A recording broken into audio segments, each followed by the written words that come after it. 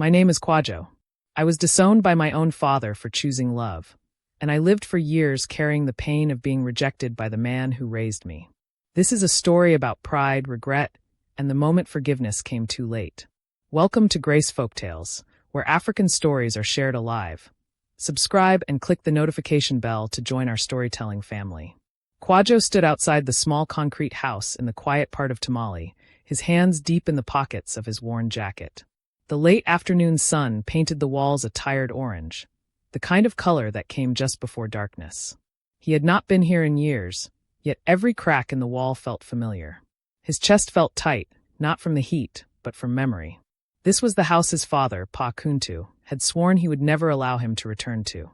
Kwadjo remembered the day he was sent away, the sharp words, the hard eyes, the door closed in his face.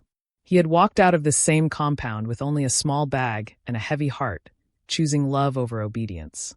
Now he was back, not because he wanted to return, but because a message had reached him that his father was dying. A neighbor had found him in a kraal and whispered, "Your father is not well. He keeps calling your name at night." Kwadjo looked at the door and wondered if regret lived behind it, or if anger still waited for him. Years earlier, Kwadjo had stood in this same yard, his voice shaking as he told his father about Amma. Amma was not from their clan. She was not from their faith. She was not the woman Pa Kuntu had chosen for his son. "I love her," Kwadjo had said, his eyes steady, but his hands trembling. Pa Kuntu had laughed at first, a bitter sound that carried no humor. "Love," he scoffed. "Love does not build a family. Obedience does." The old man's voice had risen, sharp and cutting. "You will marry Senna like I arranged. That is the way of our people." Kwadjo had swallowed hard and replied, "I respect our people, but I cannot give my life to someone I do not love." The silence that followed was heavy, thick like dust in the air. Pa Kuntu had stared at him as if he were a stranger. "Then you are no longer my son," he had said finally, pointing to the gate. "Walk out. Do not come back here again." The gate had closed behind Kwadjo with a sound he still heard in his sleep. Amma had been waiting for him that night under the dim streetlight near the market. When Kwadjo told her what had happened, her eyes filled with tears, but she did not speak at first. She simply held his hand, feeling the tremble in his fingers. "I never wanted to take you away from your father," she whispered. Kwadjo shook his head. "You did not take me. I chose you." They walked through the quiet streets together, two young people carrying love and loss in the same hearts. Life after that was not easy. They rented a single room with cracked walls and a leaking roof. Some days, Kwadjo returned home tired and angry, his small earnings barely enough for food. Sometimes he would sit in silence, staring at nothing. Amma would kneel beside him and say, "One day, this pain will be a story we tell our children." He would smile weakly, though he was not sure if that future truly existed. Still, he stayed. He did not look back, even when hunger came, even when loneliness knocked at his chest at night. Time moved slowly, then all at once. Kwadjo and Amma built a small life from little pieces. They opened a tiny provisions shop by the roadside selling rice, soap, and sachet water. It was not much, but it was theirs. People in the area came to know them as a quiet, hard-working couple. Some customers whispered about Kwadjo's past, about the father who disowned him. Others simply bought their goods and went on their way. At night, when the shop was closed, Kwadjo sometimes spoke of his father in low tones. "He taught me how to fix a broken radio," he would say. "He taught me to stand straight when I speak to elders." Amma would listen carefully, never pushing him to return, never blaming the old man. "Do you miss him?" she once asked. Kwadjo hesitated before answering. "I miss the father I knew before he chose pride over me." Those words stayed between them like an unhealed wound, quiet but painful. Now, standing before the door that had once shut him out, Kwadjo felt that old wound open again. He raised his hand, but did not knock immediately. Inside the house, he could hear faint coughing, the sound of sickness clinging to breath. A woman's voice murmured softly, trying to comfort someone. Kwadjo's heart beat faster. What if his father still hated him? What if he was only being called back to hear more bitter words? Part of him wanted to turn away, to protect the fragile peace he had built with Amma. But another part of him, the child who had once looked up to Pa Kuntu with admiration, wanted to step inside and see the truth with his own eyes. He whispered to himself, "I did not come to beg for love. I came to face what I lost." With a slow breath, Kwadjo lifted his hand and knocked on the door, not knowing whether regret or rejection would answer from the other side. 2. The door opened slowly, and a middle-aged woman stood there, her face tired from many sleepless nights. She looked at Kwadjo with surprise, then with careful recognition. "You are Pa Kunta's son," she said quietly. Kwadjo nodded. "Yes. My name is Kwadjo." The woman stepped aside without another word and allowed him into the room.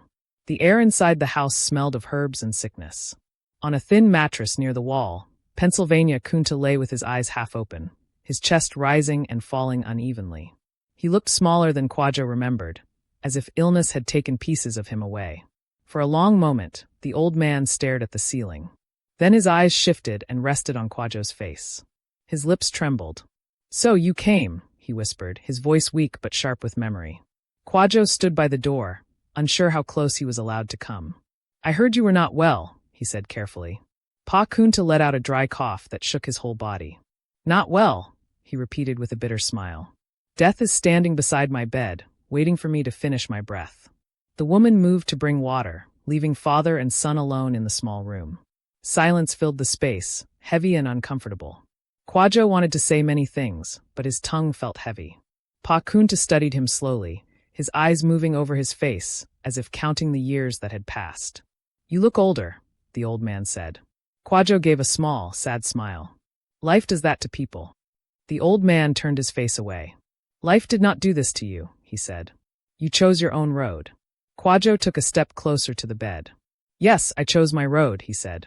"But I did not choose to lose my father." Pa Kunta's eyes filled with tears that did not fall. "You lost me the day you chose that woman over your blood," he replied. The words were weak, but still carried their old sharpness. Kwadjo breathed in deeply.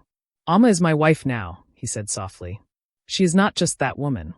She stood with me when everyone turned away." Pa Kunta laughed weakly. "So she won. She took my son from me." Kwadjo shook his head. "No one took me. I walked away because I could not live a lie." The old man closed his eyes, as if tired of the argument, but the pain in the room did not fade. For a while, neither of them spoke.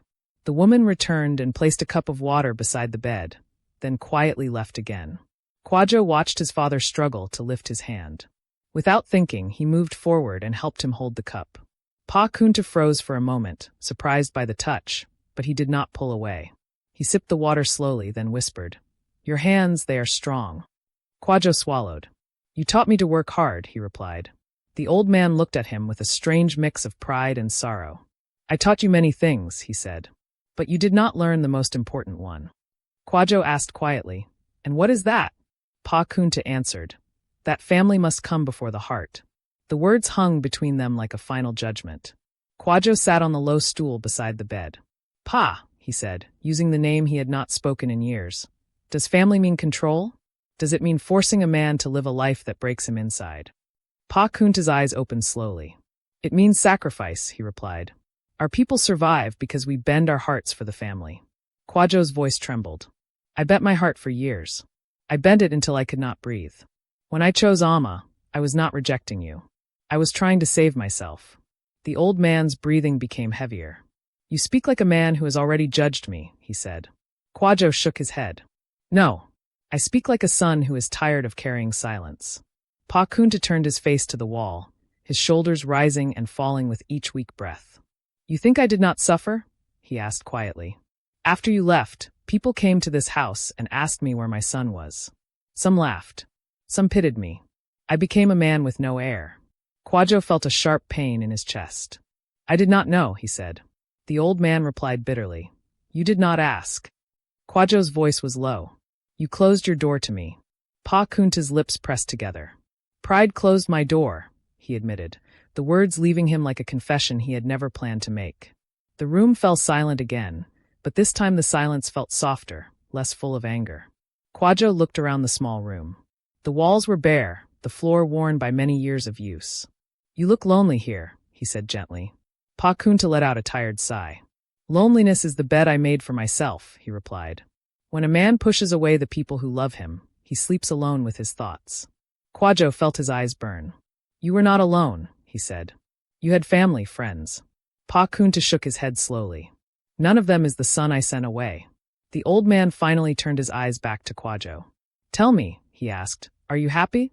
The question was simple, but it carried years of unspoken doubt. Kwadjo thought carefully before answering. Happiness is not always loud, he said. Sometimes it is just waking up beside someone who sees you, even when life is hard. Pa Kunta studied him. So you did not regret leaving? He asked. Kwadjo hesitated. I regret losing you, he admitted. But I do not regret choosing love.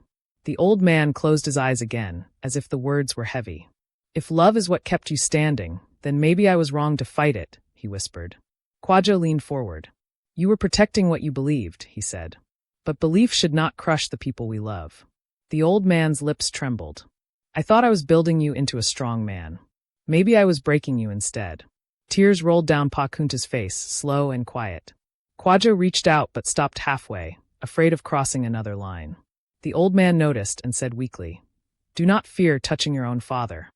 Kwadjo gently placed his hand on Pa Kunta's thin arm. The skin felt fragile like dry leaves. I was angry for a long time, Kwadjo admitted. I carried your words like stones in my chest. Pa Kunta nodded faintly. And I carried your absence like a curse, he replied. Every night, I asked myself if I had buried my son before death came for me. Kwadjo's voice broke. I am here now. The old man smiled faintly. Yes, you are here. Maybe that is mercy. The woman who had opened the door earlier peeped into the room. Pa Kunta, do you need anything? She asked softly. The old man shook his head. Leave us, he said. She nodded and stepped back. Pa Kunta turned to Kwadjo again. Tell me about your life, he requested. Kwadjo spoke of the small shop, the long days, the quiet nights. He spoke of Alma's kindness, how she prayed when things were hard, how she believed in a future when he felt empty. Pa Kunta listened closely, his eyes following every word. She sounds like a woman with a strong heart, he said. Kwadjo smiled faintly. She is stronger than she looks. The old man sighed. I judged her without knowing her. That is the sin of an old man who thinks he knows everything. Pa Kunta's breathing grew uneven, and Kwadjo could see fear flicker in his eyes. Pa, he said gently. Do you want me to call a nurse? The old man shook his head. No, I want to speak while my voice still belongs to me. He swallowed painfully. There is something I need to tell you before my mouth closes forever. Kwadjo leaned closer. I am listening. Pa Kunta's voice dropped to a whisper. When I disowned you, I thought I was teaching you a lesson. I wanted you to crawl back and beg. But each day you did not return, my heart grew heavier. I pretended I was strong, but inside I was breaking. Kwadjo closed his eyes briefly. Why did you not call me back? He asked. Pa Kunta replied, Because pride does not know how to apologize. Kwadjo felt a mix of anger and sorrow rise inside him. Your pride cost us many years, he said quietly. Pa Kunta nodded. Yes. And now it is asking me to pay with my last breath. The old man coughed again, his body shaking. Kwadjo held his shoulder gently until the coughing eased. I cannot change the past, Pa Kunta continued. But I can face it before I go. Kwadjo's eyes filled with tears. What do you want from me? He asked. The old man looked at him steadily. I want to know that you have forgiven me, he said. Not because I deserve it, but because your heart deserves peace. The words felt heavy, but they also felt honest. Kwadjo did not answer immediately. He remembered the nights he had gone to bed hungry. He remembered the shame of being called a stubborn son. He remembered the loneliness of feeling fatherless while his father still lived. Forgiveness is not a door I can open in one breath, he said slowly. It is a road I must walk. Pa Kunta's eyes softened. Then walk it, he whispered. Even if I am not there to see the end. Kwadjo took a deep breath. I do not hate you, he said. I was hurt. Deeply. But I came here because I did not want you to die thinking I wished you harm. The old man's lips curved into a small, grateful smile. That is already more mercy than I deserve. Pa Kunta reached weakly for Kwadjo's hand. Kwadjo took it, feeling the coldness in his father's fingers. If you see Alma again, the old man said, tell her I am sorry for judging her without knowing her heart. Kwadjo nodded slowly. I will tell her, he promised. Pa Kunta's eyes filled with fresh tears. I broke the bridge between us, he whispered. And now I am standing at the edge of a river I cannot cross back. Kwadjo squeezed his hand gently. The bridge is broken, yes, he said. But we are standing on the same side now. The old man breathed out slowly, as if releasing years of weight. Outside, the evening call to prayer echoed faintly in the distance. The sound drifted into the room, soft and haunting. Pa Kunta listened with half-closed eyes. When I was young, he murmured, I thought I would die surrounded by children and grandchildren. He turned to Kwadjo. Life did not follow my plans. Kwadjo replied quietly, life rarely does. Pa Kunta smiled weakly. Do not let your children grow up afraid of your love, he advised. Do not use silence as punishment. Kwadjo nodded, feeling the weight of the words settle into him. I will remember that, he said. The old man's breathing slowed, each breath longer than the last. The woman returned with a small bowl of soup, but Pa Kunta waved it away. I am tired, he said. She placed the bowl down and looked at Kwadjo with concern. You should stay close, she whispered. Kwadjo nodded and moved his stool nearer to the bed. Pa Kunta looked at him and said, I used to dream of the day you would kneel before me and beg for forgiveness. His lips twitched in a sad smile. But now I see that the one who should kneel is me. Kwadjo shook his head. There is no need for kneeling, he said. We are both tired men who made choices. Pa Kunta closed his eyes. Then let us rest in truth, even if we could not live in it. A long silence followed, broken only by the old man's slow breathing. Kwadjo watched his father's chest rise and fall, fearing that each breath might be the last. Memories flooded his mind. The days of learning to ride a bicycle, the scolding when he came home late, the rare moments of praise that had once meant the world to him. Pa, he whispered, do you remember when you carried me on your back to the river? Pa Kunta's eyes opened faintly. Yes, he murmured. You were afraid of the water. Kwadjo smiled through tears. You told me a man learns courage by facing what scares him. The old man nodded slowly. I was a good teacher of words, he said, but a poor student of my own lessons. Pa Kunta's voice grew weaker. Kwadjo, he called softly. Come closer. Kwadjo leaned in, his ear near his father's mouth. Do not let anger make you a stranger to your own children, Pa Kunta whispered. If you must correct them with open hands, not closed doors. Kwadjo closed his eyes. I hear you, he said. The old man smiled faintly. Maybe if I had known how to speak gently, you would have stayed. Kwadjo replied.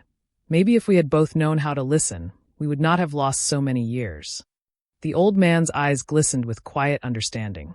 Pa Kunta's breathing became shallow, and his grip on Kwadjo's hand loosened.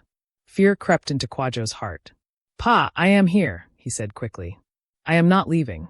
The old man's lips moved slowly. I know, he whispered. That is enough.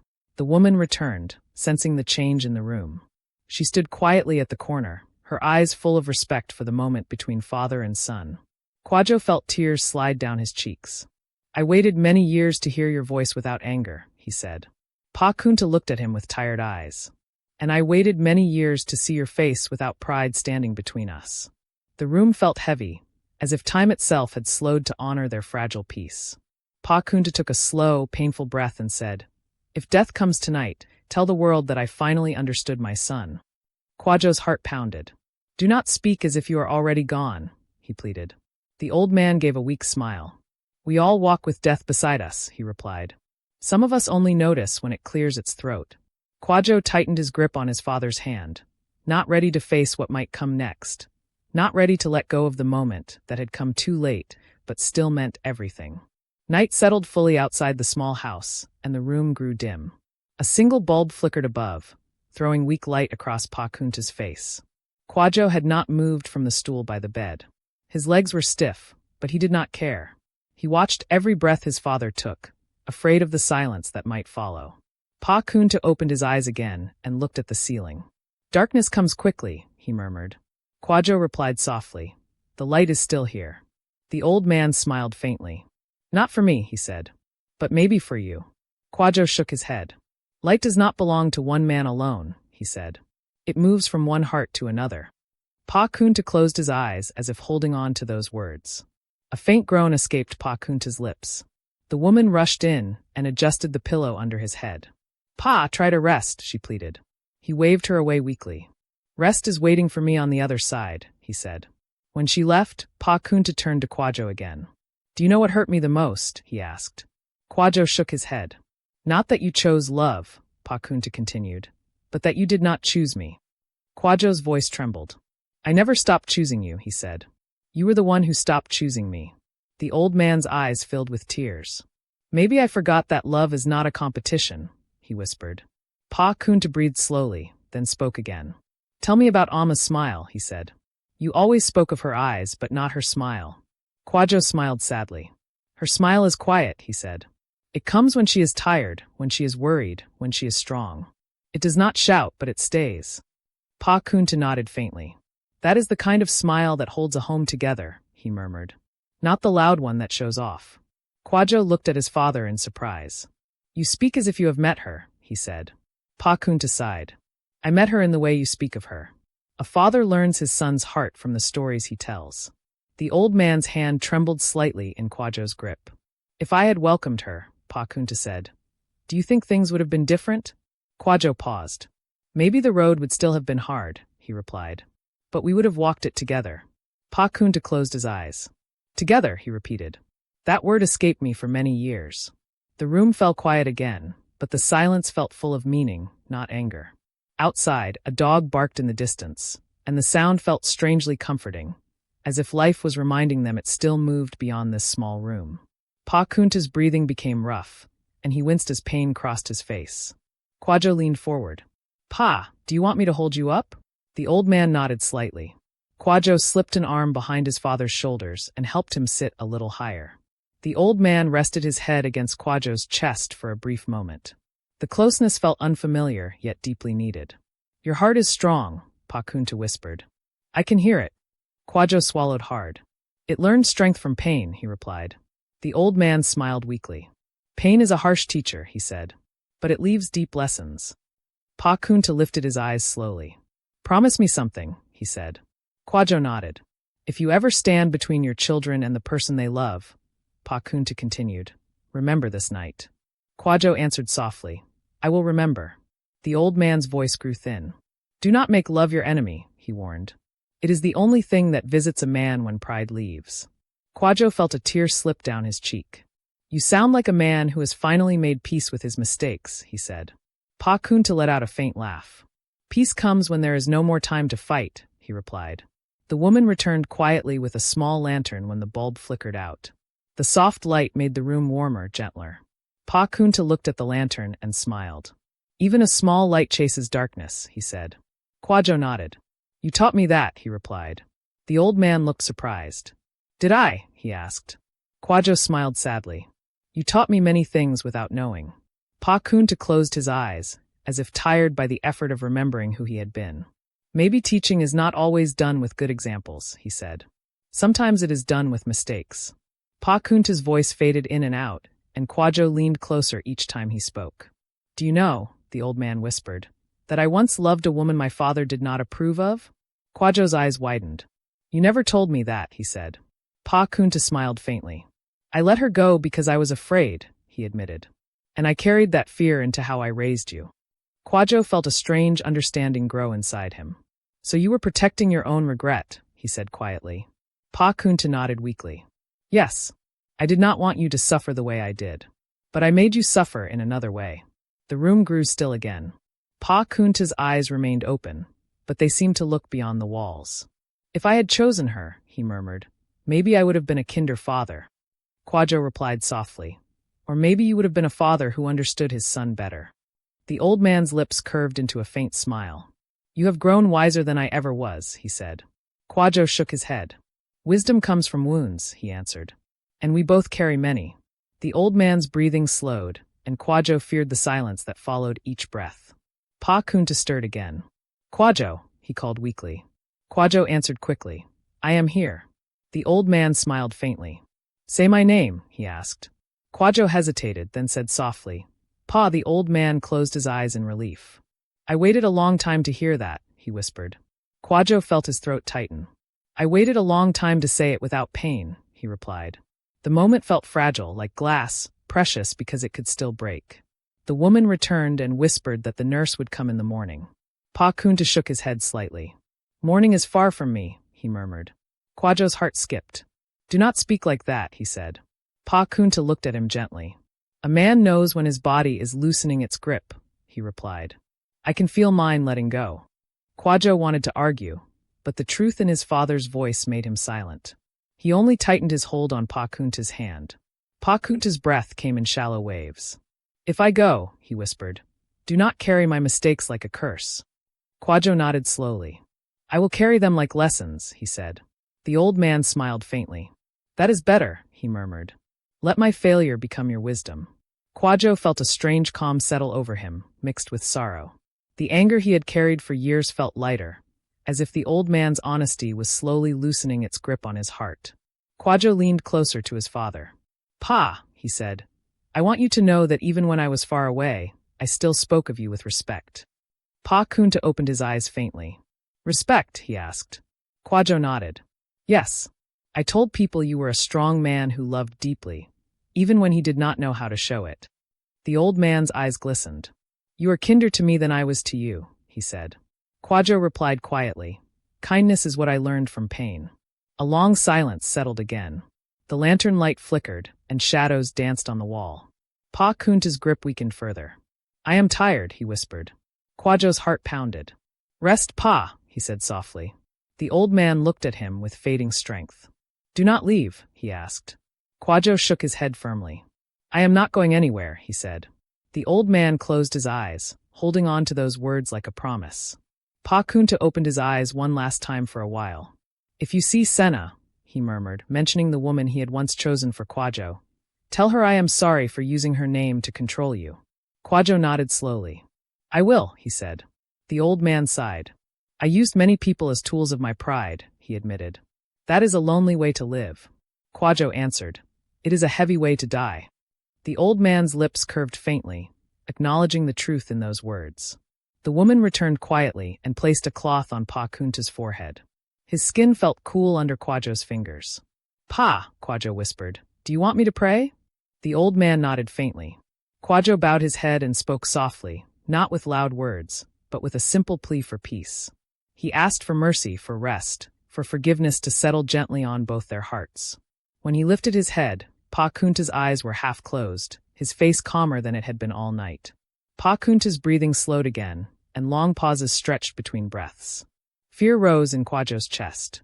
Pa, he called gently. The old man's eyes fluttered open. I am here, he whispered. Kwadjo felt relief wash over him. Do you hear me? He asked. Pa Kunta nodded faintly. I hear you, he said. Your voice is the last sound I want to carry with me. Kwadjo's eyes filled with tears. Then stay and listen a little longer, he pleaded. The old man smiled weakly. Time is not listening to me anymore. Pa Kunta's lips moved slowly. If I had another life, he said, I would open my door sooner. Kwadjo replied softly. Even a late open door lets in light. The old man sighed. I wish I had learned that before the room grew dark. Kwadjo felt a deep sadness, but also a strange peace. The door between them, once closed by pride, was now open in these final hours. Even if it was late, it was still open. Pa Kunta's breathing became faint. The woman stood silently at the corner, her eyes moist. Kwadjo leaned close. Pa, I forgive you, he said, the words finally finding their way out of his heart. The old man's lips curved into the smallest smile. Thank you, he whispered. Now my heart can rest. Kwadjo felt his chest tighten, as if something heavy had finally been placed down between them. The room seemed to hold its breath. Pa Kunta lay still for a moment, then took a shallow breath. Kwadjo watched closely, afraid to blink. Pa, he whispered. The old man's eyes opened slightly. Yes, he breathed. Kwadjo let out a shaky breath of relief. I am here, he said again. The old man nodded faintly, as if the words were enough to hold him in the world a little longer. Pa Kunta spoke again, his voice barely a sound. When you leave this room, he said, do not leave with bitterness. Kwadjo shook his head. I will leave with truth, he replied. The old man smiled faintly. Truth is lighter than anger, he whispered. Kwadjo squeezed his hand gently. And love is lighter than pride, he added. The old man's eyes softened, as if agreeing. The lantern flickered again, and the shadows grew longer. Pa Kunta's breathing became slower, each breath taking more effort than the last. Kwadjo leaned closer, afraid that silence would steal the old man away. Pa, he whispered, your son is here. The old man's lips moved faintly. I know, he replied. That is enough for this life. Kwadjo felt tears spill freely now, but he did not wipe them away. Pa Kunta's eyes drifted closed for a longer moment. Kwadjo's heart raced. Pa, he called softly. The old man stirred faintly, his chest rising once more. Kwadjo felt a fragile hope flicker in him. He held his father's hand and pressed it gently against his own chest, letting the old man feel the steady beat of his heart. "I am alive," Kwadjo whispered. "And I am still your son." The old man's fingers twitched slightly, as if holding on to those words. The woman stepped closer, sensing the weight of the moment. The room felt heavy with quiet emotion. Pa Kunta's lips moved again. "Go and live well," he whispered.